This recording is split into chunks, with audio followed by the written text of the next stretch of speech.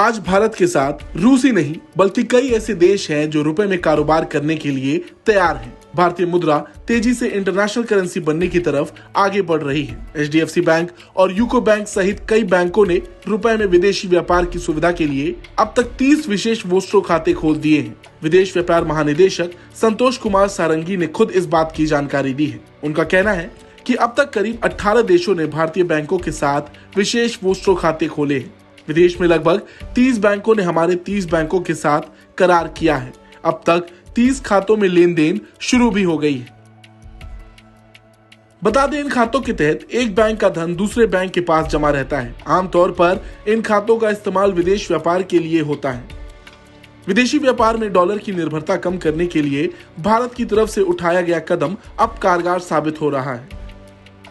RBI ने जुलाई 2022 में विदेशों से ब्याज आकर्षित करने और डॉलर पर निर्भरता घटाने के लिए रुपए में ट्रेड सेटलमेंट सिस्टम का प्रस्ताव किया था।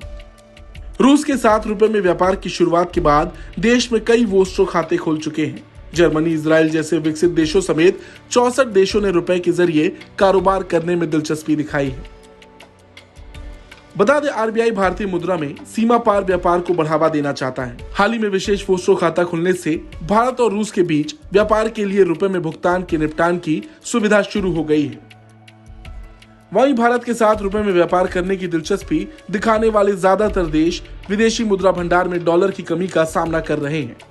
अभी तक मॉरिशस और श्रीलंका के लिए विशेष वोस्ट्रो खातों को रिजर्व बैंक ऑफ इंडिया ने मंजूरी दी है। वहीं ताजिकिस्तान, क्यूबा, लग्जमबर्ग और सूडान भी रुपए में ट्रेड सेटलमेंट करने के लिए बातचीत कर रहे हैं।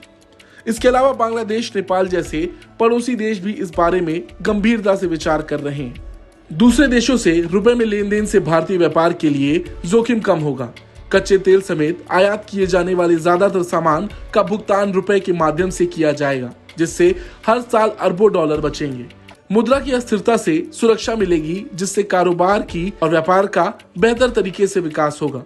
इससे भारतीय व्यापार में ग्लोबल स्तर पर सुधार हो सकता है। डॉलर समेत विदेशी मुद्रा भंडार रखने की जरूरत भी कम होगी। विदेशी मुद्रा, खासकर डॉलर पर निर्भरता घटने से भारत पर बाहरी प्रभावों का कम असर होगा।